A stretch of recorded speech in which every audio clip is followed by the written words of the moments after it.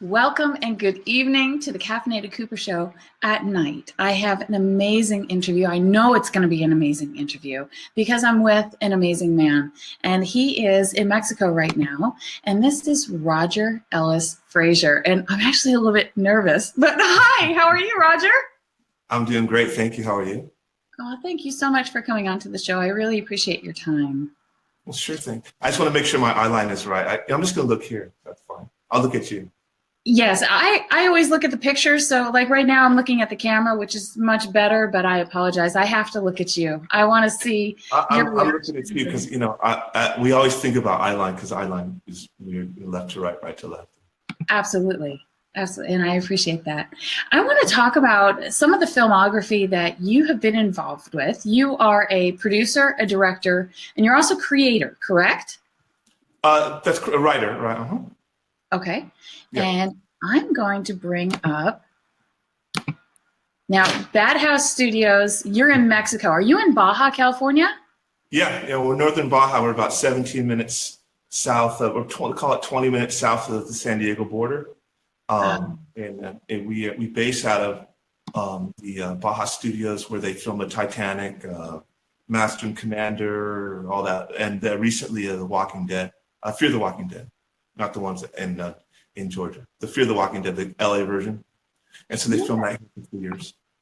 Yes, and that's a good point to make because a lot of people do hear, they hear Walking Dead and they're not paying attention to that first word in front, which is fear, to realize that they are filmed in two totally different places, which is actually kind of cool. Yes. So it's got to be absolutely gorgeous there. That is on my bucket list. I do want to visit one day.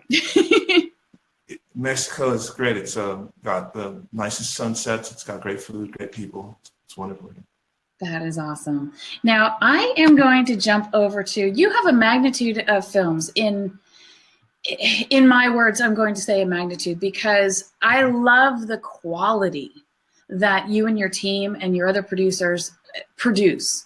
And what I find so interesting are the shots. And I just put one up here. Mm-hmm.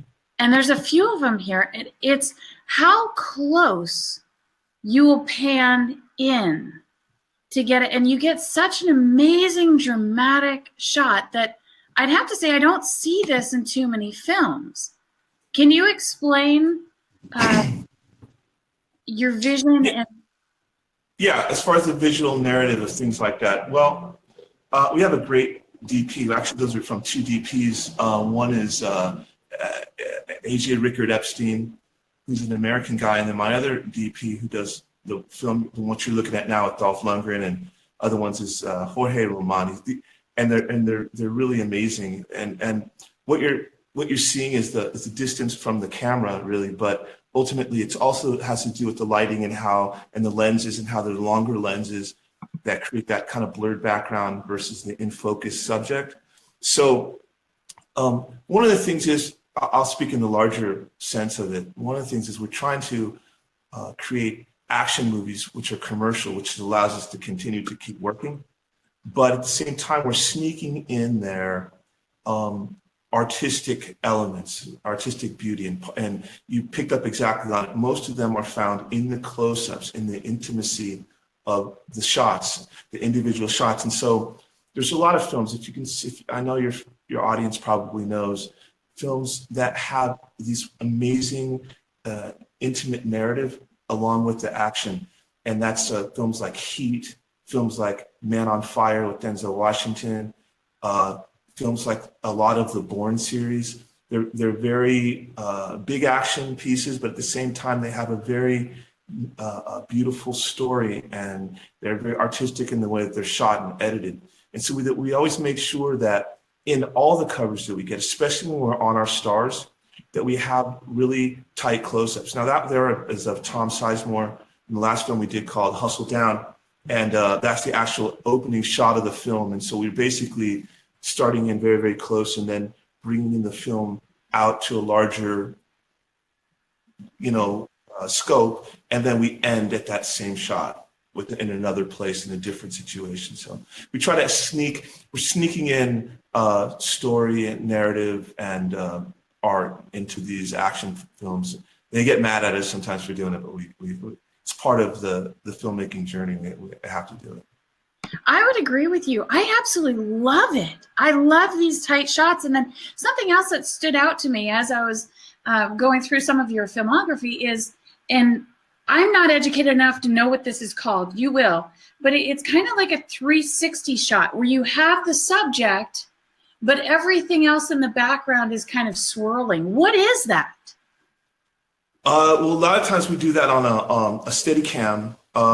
And one of the beauties of being able to film in Mexico, where in LA or in the States, where you're dealing with a lot more complicated filming infrastructure, a lot of times when you're looking one way, the other side of the street has a bunch of trucks and people and things you can't film without getting a bunch of releases. Mm-hmm. Here in Mexico, we pick our locations in such a way that we can do a lot of 360 movement and get the entire area. So we do a lot of those shots, and they're beautiful, kind of like holding your subject in focus and then moving around it, so that kind of create the idea. And sometimes we counter move them, so it kind of gives a confusion element to the way that into the way it's edited into the story. So all the shots actually mean something.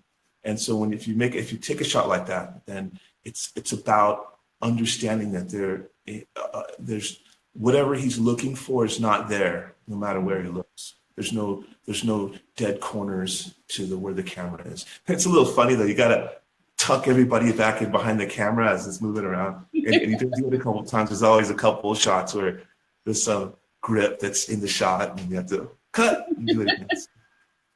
But yeah, we love the shots, 360. It's one of the things we do, because we also do production services, and we help other people, filmmakers, make their films here. And it's one of the things that we're able to tell them about more than anything, to say, look, we can do 360s here, and it's not like there's 40 onlookers on one side and grip trucks and trailers on the other. We can just go to places and really move 360.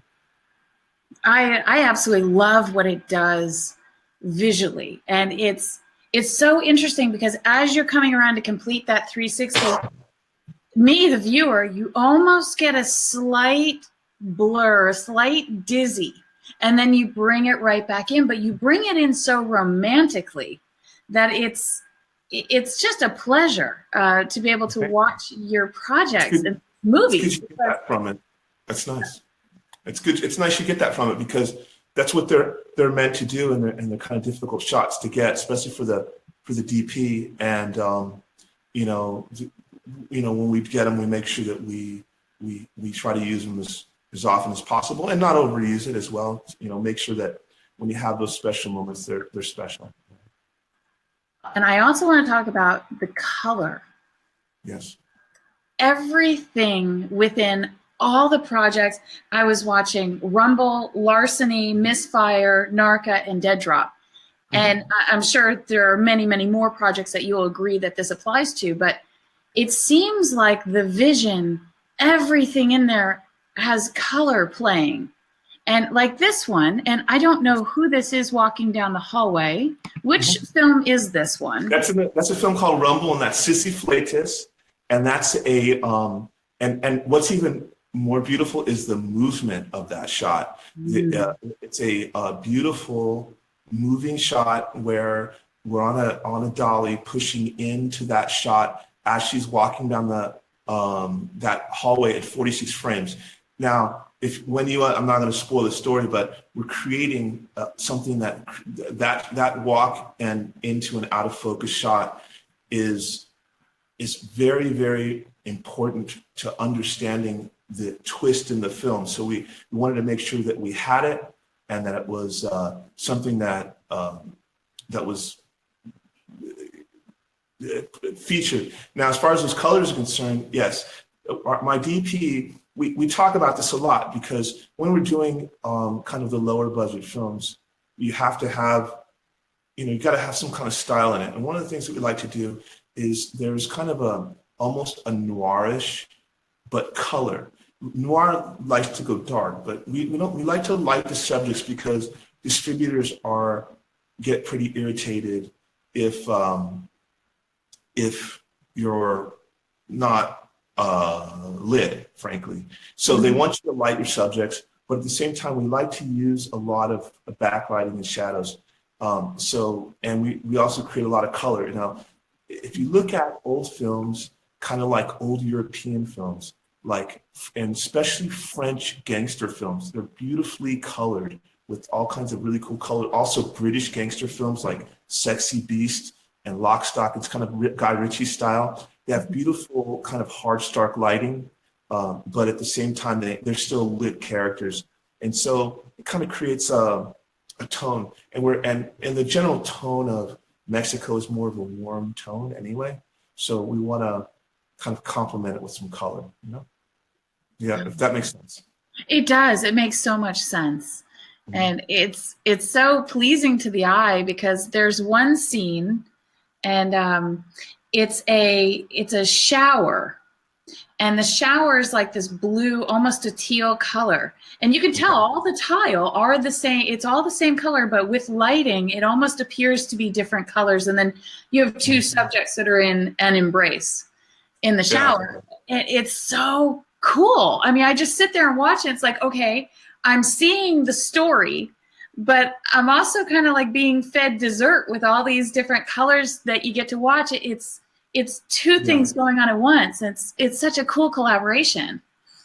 Thank you. Yeah, we your lighting folks and your director of photography, they have a lot to say about how things are lit, and so we talk about it a lot in advance and kind of what the look of the film is, and then once you kind of have your team together, then you can kind of shorthand it. Okay, we want this to be, you can say, I want it to be sexy, I want this to be scary, I want this to be intimidating, I want this to be lit like a place where nobody in their right mind wants to be.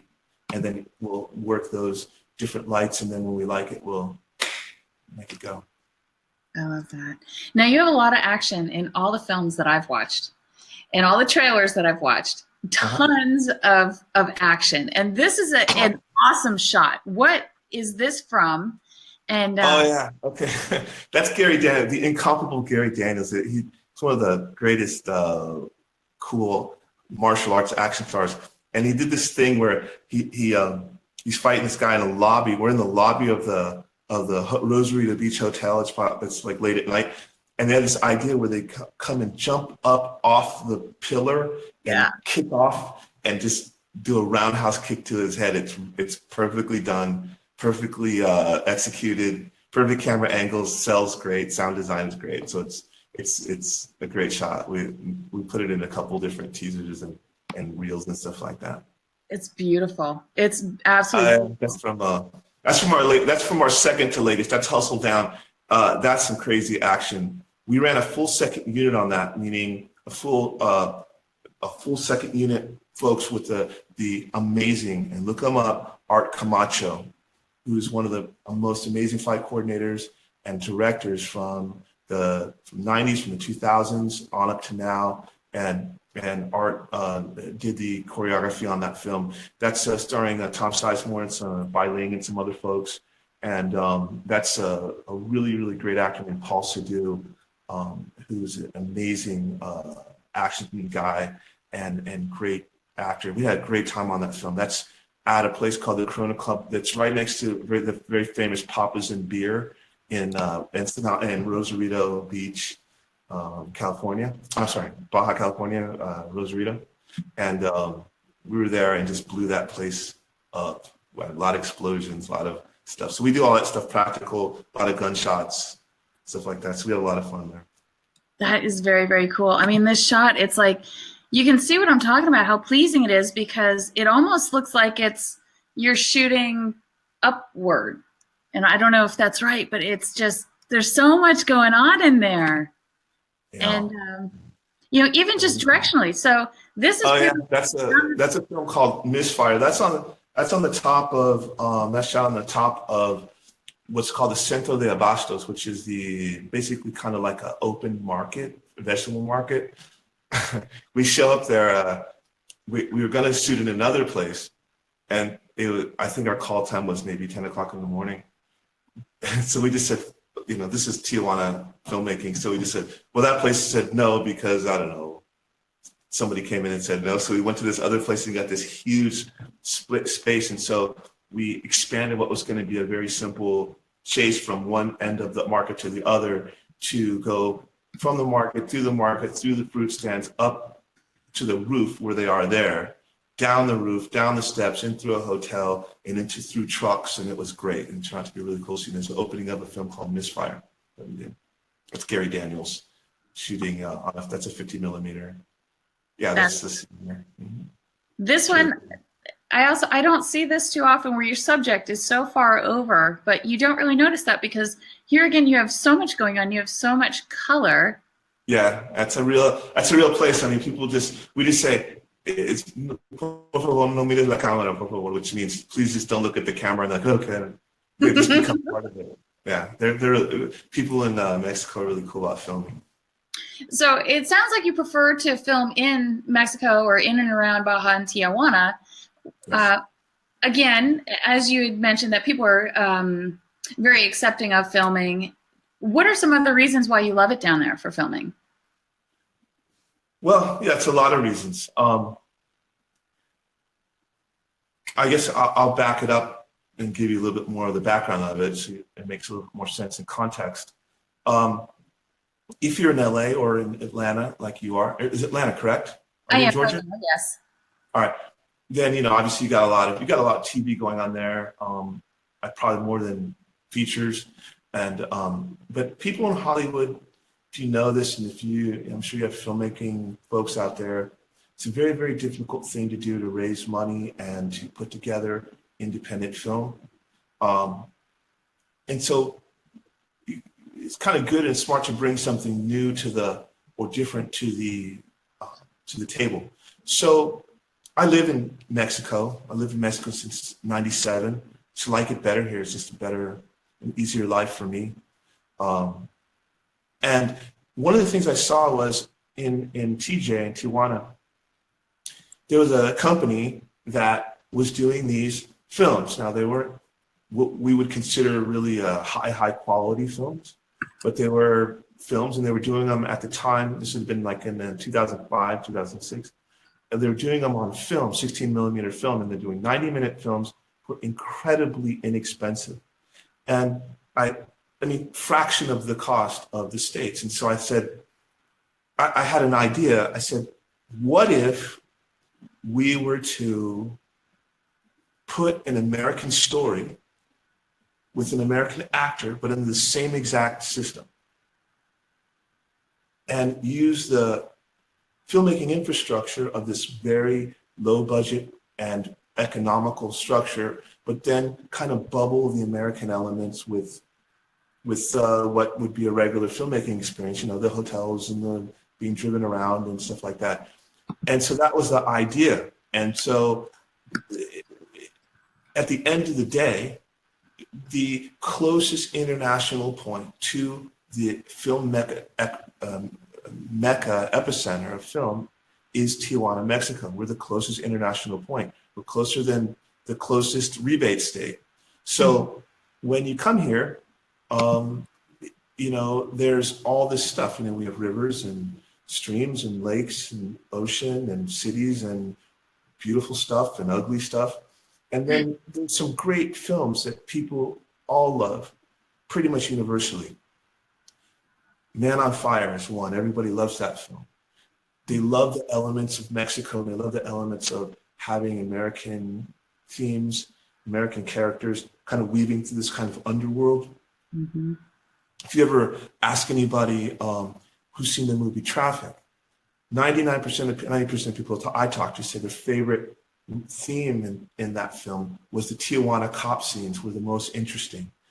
Recently, there's a Sicario series that people loved. Something very interesting about Mexico. And if you use it as a natural filming environment, cartels and cartel problems are a top 5 story. It's terrorism, politics, drug cartels.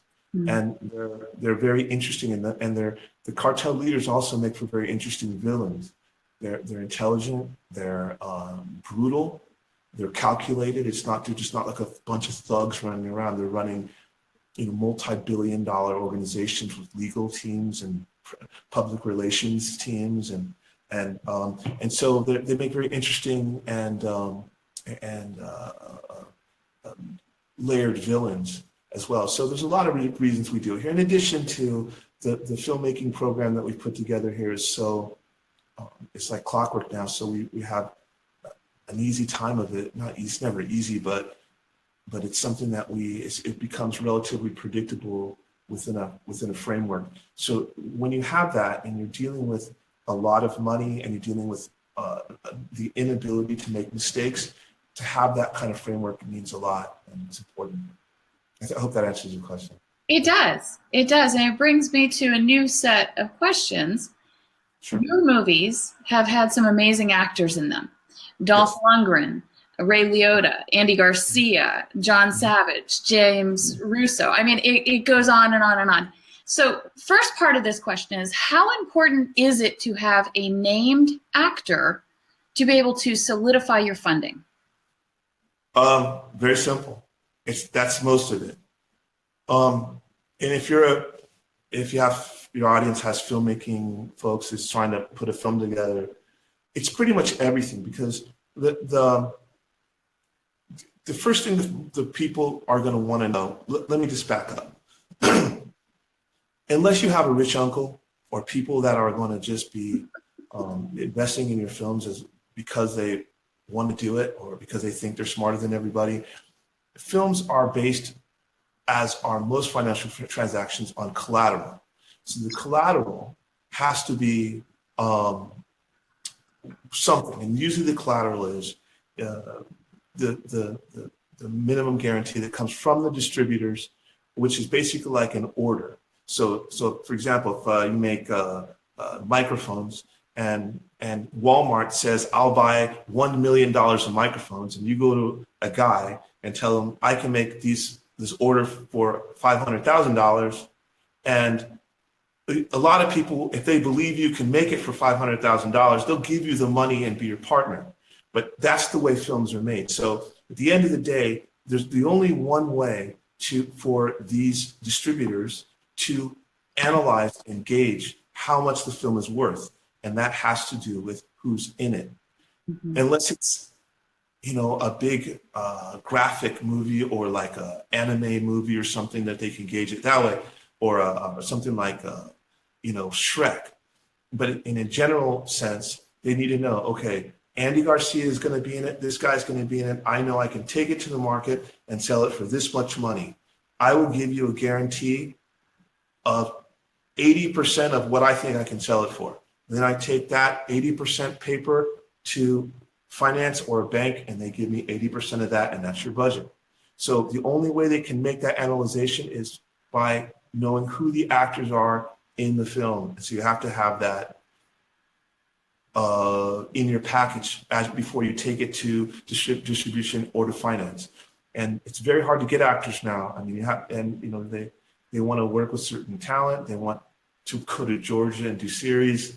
So it's pretty competitive out there, because you didn't used to have to compete with television. Television used to be something that was kind of embarrassing for actors. It's not now. And neither is straight to streaming, obviously.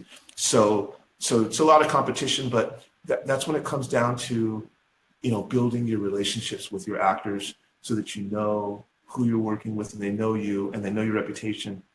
And people say I do a lot of reels. You have to, because they're analyzing your reel. They're looking at it and saying, do these guys know what they're doing? Does this person have a style? Am I going to look bad? Is this going to start that article of the downfall of so and so doing cheap movies now? So actors at the end of the day want to look good, and they also want to have good experiences, and so we provide that for them even on the lower budget range. And so that's why we're able to be really successful with that. For example, Andy Garcia has never done a lower budget movie. He's done 2 with me, and these are the only ones he's ever done. Wow. So what happens and I'm still not getting to my second part of that question yet, because I got another one. What happens if you are banking on a specific actor and you need that actor and they pull out? I mean, I know that there's contracts involved. I know that's not an easy thing for either parties, but it's got to happen, right? Yeah, it does, but you know, what happens is it's going to happen generally before you do what you call papering the project. So if an actor pulls out, they're going to pull out 99% of the time. It's because something else comes up, 99%. Or if they get in a fight with the director creatively or something like that. That's not going to happen with me. I mean, I'm very flexible. So something else happens. So what happens in those cases many times is what we do is just reschedule. We say, don't BS me. We know obviously something else has come up. Fine, let's work around it. We'll reduce his days or her days. We'll push the shooting schedule. We'll work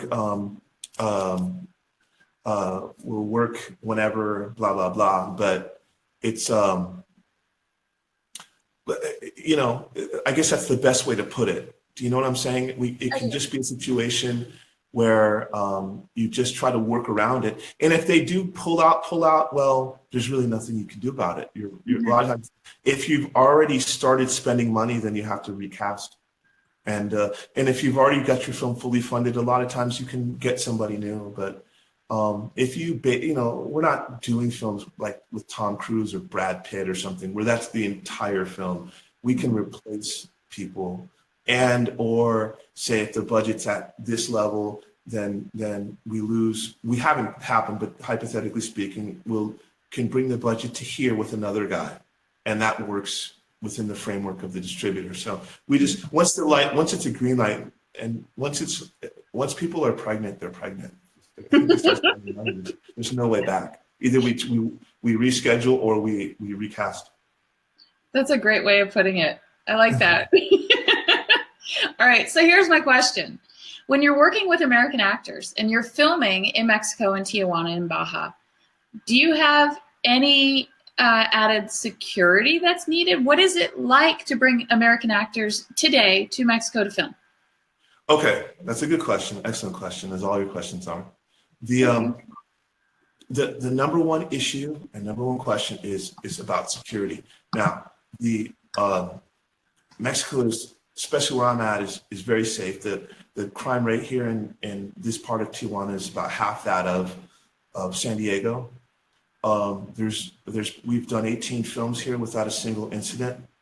That's not been caused by drunk Americans or something like that, and having to go pick them up from police departments and stuff like that. And we've been incident free. That said, you know, they're still in a foreign country and people have a lot of concerns about it. We have an amazing team of security here. We use the former police chief of Tijuana, as well as a company called Red International, which is the people that protect people like Ricky Martin and Mark Anthony when they come here. You know, people, depending on the size of the actor, for example, Dolph Lundgren, we motorcaded him. We bring, you know, car in front, car in back, SUV, you know, guards, armed guards. And we, of course, have set protection that protects the sets.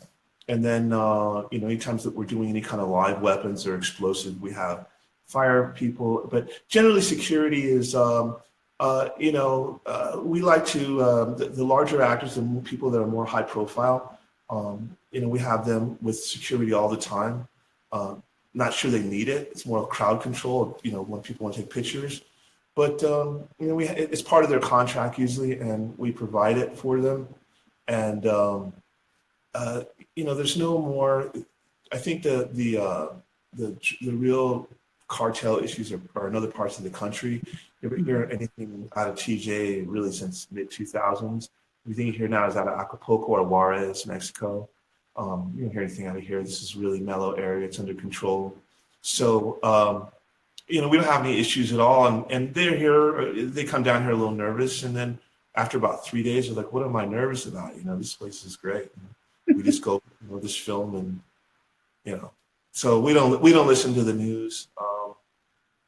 That's just not true. We live here, so we know this is not true. I think we could all listen to the news less. Yeah. I remember when I was. It's like there's always talking about Mexico and like it's so dangerous. They don't have mass shootings here. They don't have random killings. It's just they have what they call TCOs, or transcontinental organizations, which are essentially cartels that move from South America up to the biggest customer on the planet, which is the United States. And, they don't have the kind of civil infrastructure that the United States has. So, they can operate a little bit easier. And sometimes they do what they call branding, which would be to do kind of more brutal crimes to make a point. But it's all usually within their groups. Very rarely is it random crime. Wow. Like in the States. Yeah, it's daunting to sit there and listen to the news. I remember I stayed at home with my first child, and so I left corporate America, and that's kind of what our routine was. We'd wake up in the morning, and I'd take care of the baby and watch the news, and I almost got to a point where I really didn't want to leave. Because, of course, that's your first child, and you want to do everything that you can to protect them, and you feel like, oh my gosh, now I'm an adult, and I got to step up, and oh my gosh. It was really daunting, and that's when I had my first taste of, yellow journalism is not exactly for me. So yeah, you're right. No, I mean, and there's no more I don't know a bigger victim of it. Maybe Iraq, or Syria, which I also hear is very nice. But it's, they scared me enough. I'm not going to go there for my next vacation. But at the end of the day, Mexico's got some of the greatest places.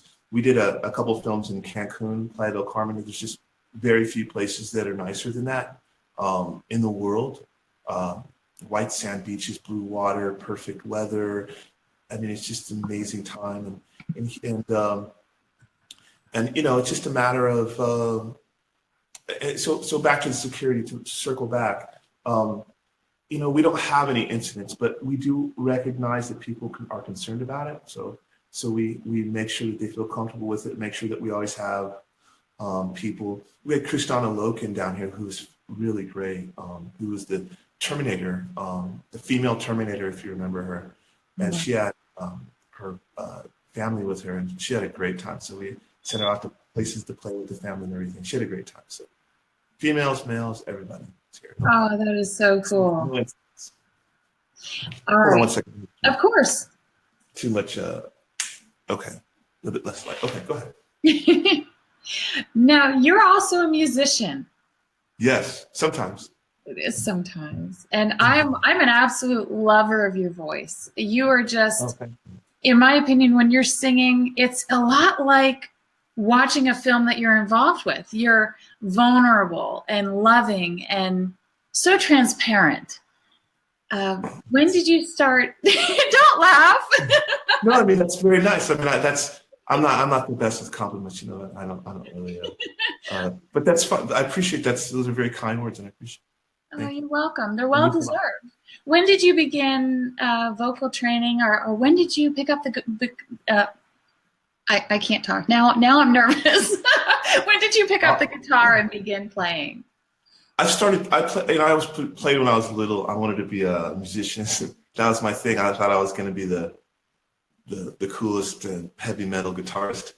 And so I played when I was really young, probably 13 to 15 or 16, and then I got interested in other things, girls and school and other things, and I just didn't think anything of it. And then I guess I picked it back up, maybe around a little bit in the late 90s. And when I was in my 20s, what I did was I was listening a lot to people like Joni Mitchell, and amazed by it, Mazzy Star, and other people, and got into this kind of finger picking style, James Taylor, Neil Young, that kind of stuff, and then I started to kind of hone it. I wasn't singing at the time; I was more of a guitarist, but I realized that you know you got to kind of really put the whole thing together. So I started to kind of play a little bit more, and I really kind of was able to develop it later in life, which is kind of impressive to me because it's really hard to develop skills later. And so basically I developed a whole different type of kind of singer-songwriter style. Later, a lot of Joni Mitchell influence, a lot of James Taylor, a lot of Neil Young influence.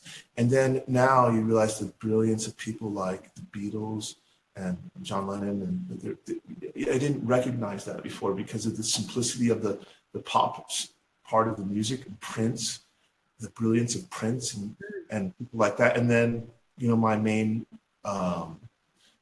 influences, people like Chris Cornell, Radiohead, things like that. So we're in a band. I'm in a band now here in Baja. We play locally, and we have a lot of fun doing it. It's just a lot of fun. So and that's like I always say. People ask me, what do you do? I say I'm an unemployed musician. So. And you're in. So the band is called the Vibe Band. Mm-hmm. And speaking of Chris Cornell, you did an awesome cover fairly recently of Soundgarden's "Burden in My Hand," where it was right after he died, right after Chris died. I was devastated. Yeah. Oh, that was so sad.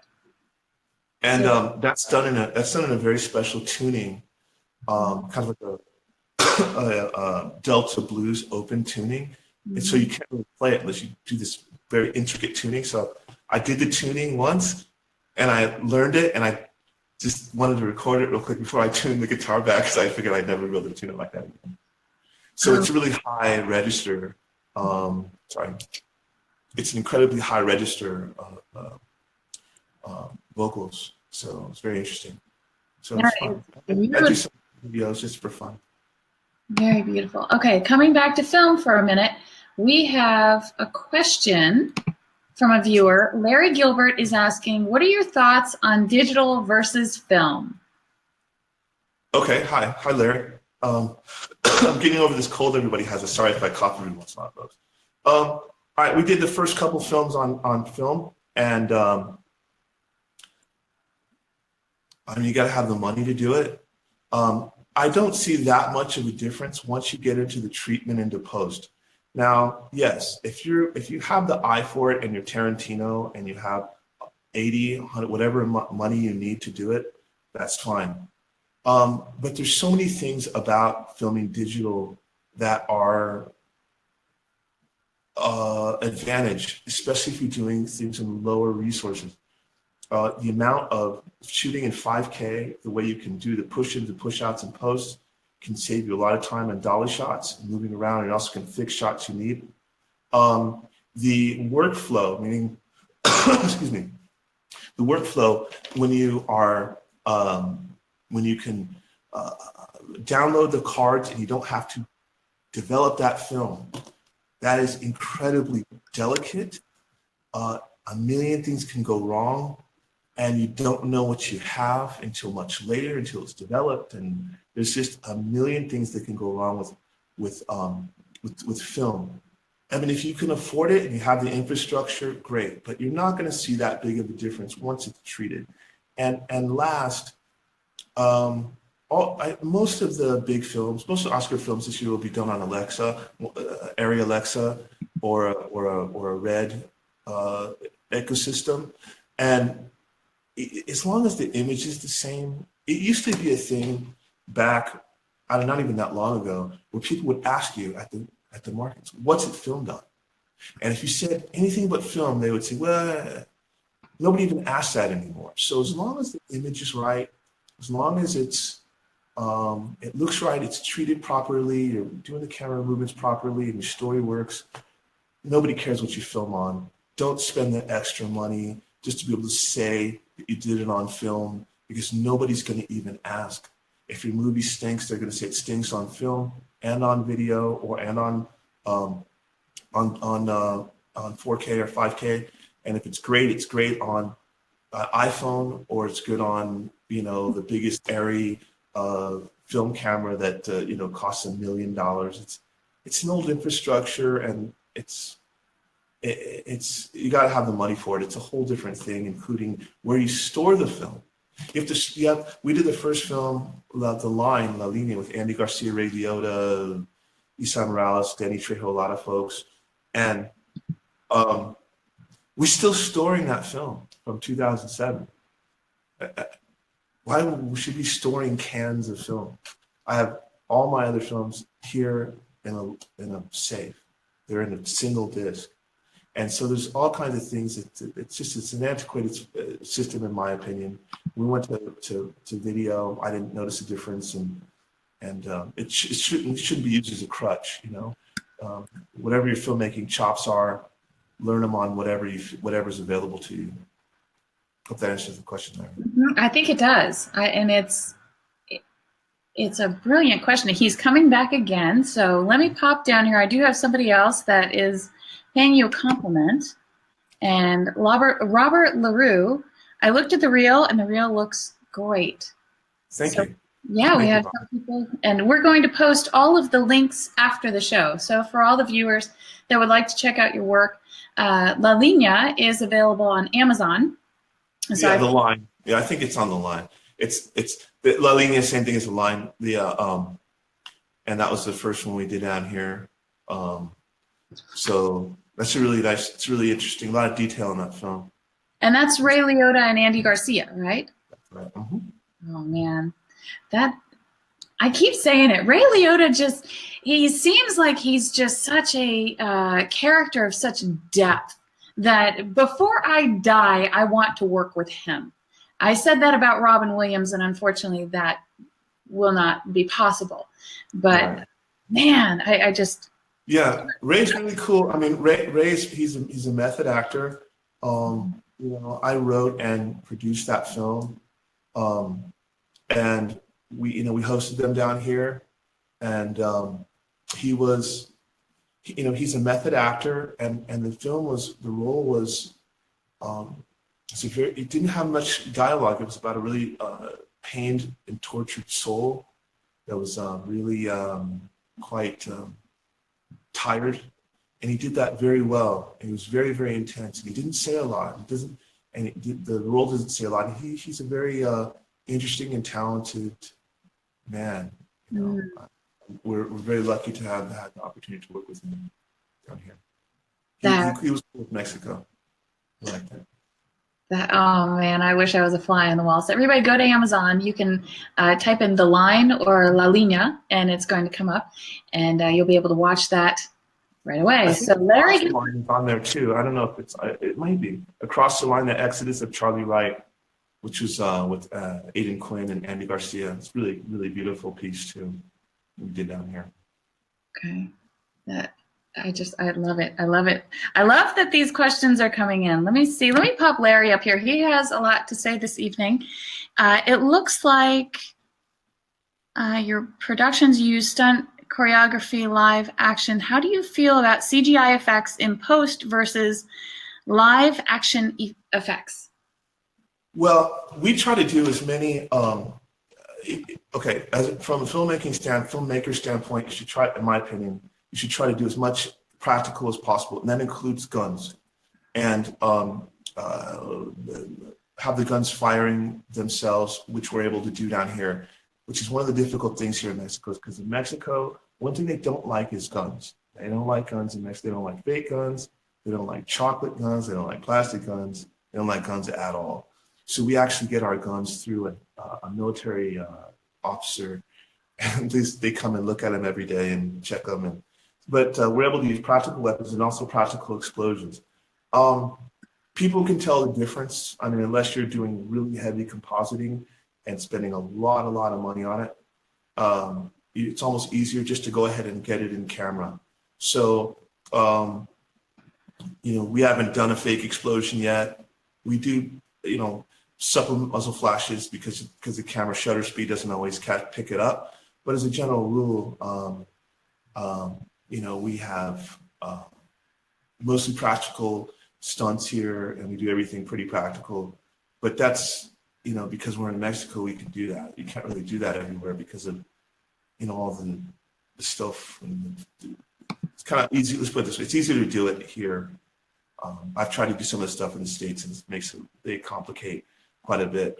But as far as the actual on what ends up on screen, I would always say try to do as much practical and as little CGI as possible. And CGI is expensive too. Yeah, we have William Glenn Russell. Oh, Larry popped up there. Hold on. I'll get to that one. We have William Glenn Russell that's agreeing with you. He's saying it all has to do with money mostly and saving thereof. Yeah, I mean, I think I understand the question, William. It is less expensive to make a film here, but it's not free, and we do have to watch the budgets, and you know, everybody gets paid. But at the end of the day, we just have a system that allows us to keep working because our numbers make sense. If you understand filmmaking and independent filmmaking, rebate states became a huge thing. I don't know, maybe early 2000s, maybe late 90s, because there was no way to make any money. So basically, you break even, and the government would pay your profit. That's the way it works. That's why so many, because Georgia, and it started really with Louisiana after Katrina, or really was boosted by Katrina. It's a way to rebuild their economy down there, and it worked great. I mean, people will go anywhere to make a movie.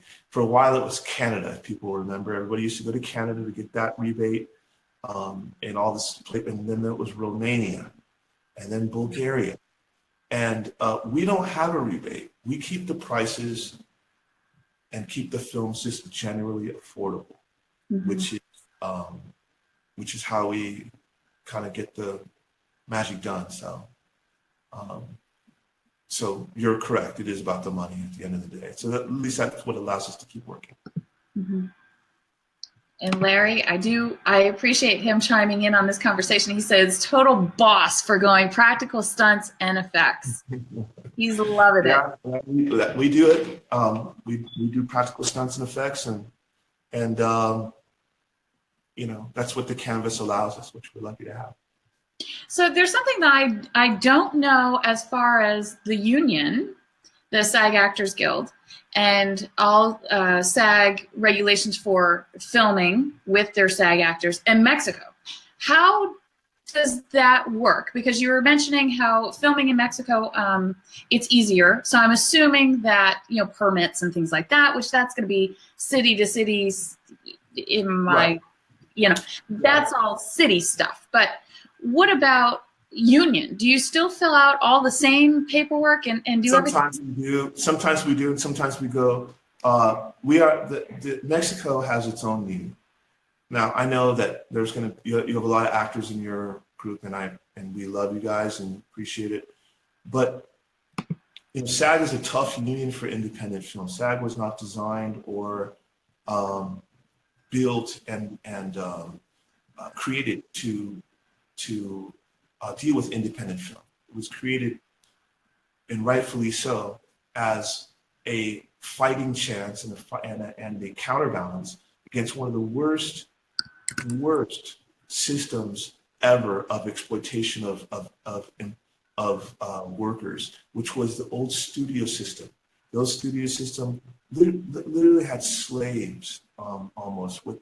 It was horrible, and so SAG did equalize that, which is amazing that they did that. I love unions for doing that. However, they've never really been very friendly to independent film. They still aren't.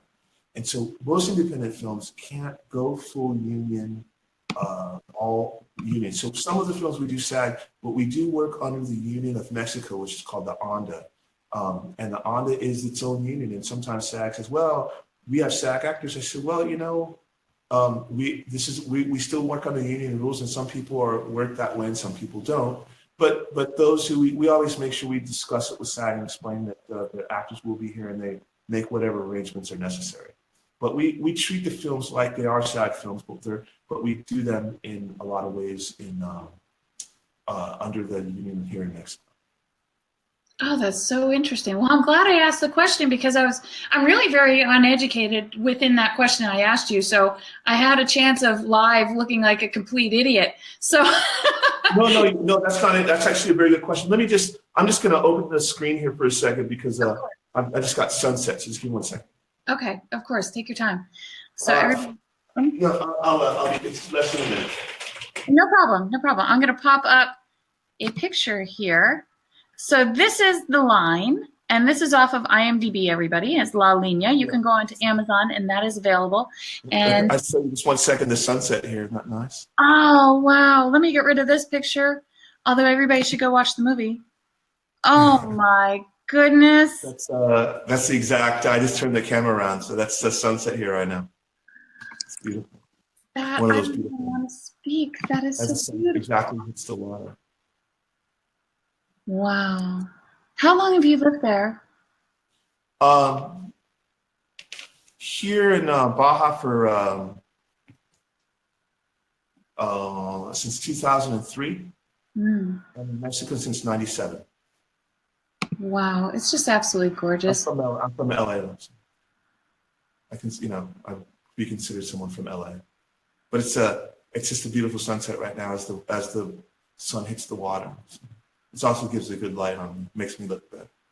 Oh, you look fantastic. You've looked great throughout the entire interview, and I want to let you go. I don't want to overlight. I can't bring it down. Your light's great.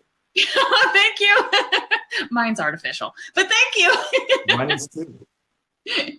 Well, I want to thank you again for this interview and for the time that you spent with me and all the information that you've given us. This has been really, really interesting, and your projects are absolutely phenomenal. I love them. I can't say that enough. Well, I'll say I appreciate the read that you did. I really liked you for our film Larceny that we did down here with Dolph Lundgren, as you know, and he had somebody in mind, and he wanted a native Spanish speaker. Mm-hmm. Dolph, because his contract allowed him to pick his co. Mm-hmm. But he did like your read, and I think you did a great read for it, and I really appreciate it. And make sure that we'll consider you for all that stuff. No way! I'm blushing. Yeah. Dolph saw it? Oh yeah, no, you're the one I submitted. It's cool. That is so cool. Oh my goodness. Well, yes, of course. I would be absolutely honored to do anything. I mean, within any of your films because they're gorgeous. Thank you. Thank you so much. I appreciate it. Oh, well, thank you so much for sharing that with me. I had absolutely no idea. That's really special. Thank you. Yeah, and I wish you the best of luck. I don't do any interviews at all, or any kind of, not any special reason. I just don't really pay that much, call too much attention to myself. But at the end of the day, your show's so cool, and you've been such a nice person and such a inspiration to folks. I know a little bit about your story, and you've done so many things from your mom to all these different things, and you're just constantly working and hustling and making things happen with a great attitude. And I think it's inspirational to a lot of people. You should be proud of your work you've done. So I appreciate it, and happy to support anything that you do. So just let me know. I'm always here. Oh, thank you. Oh my goodness. Well, thank you. Well, hang tight. I'm going to close out the show, and then we'll be back to say goodbye in just a moment. But Roger, I want to thank you again for your time, and okay. I'll see you backstage. All right. Okay. So I say goodbye now? Yep. Say goodbye to everybody watching. Okay. All right. I'm going to say goodbye to everybody. And everybody can look at Baja Sunset as it hits the sunset, and come down to Mexico to make movies. And we appreciate it, and greetings from Baja. Thank you. All right. Hang tight in the lobby. I'll be right there. Okay, sure. All right. Bye. Wow. That was awesome. I think this is like an auto record with me where I'm like, rewind it, go back, watch that again. It was so full of meat and potatoes. And it really was, yet again, with Roger Ellis, Frazier. And please go check him out throughout the broadcast. I'm going to pop it up again, but I put on his Instagram handle, which is R. Ellis Frazier. So I'm going to type that out so that you can all find him. And there it is, R. Ellis Frazier for Instagram. And then if you want to find him on Facebook, it's Roger Ellis. So Facebook is ROGERELLIS. And please go find him. He's an amazing person. He's an amazing musician. His voice is just to die for. So come back, take a look, because in a few minutes I'm going to post all of his links so that you can listen to his music. And you can go check out all the films. And you can find a couple of them on Amazon and ready to be viewed tonight. Why not? So go pop some popcorn. And I will see you in just a few hours with my next guest, Miss Barbara Archer of Be Who You Are magazine. And I'll see you in just a moment.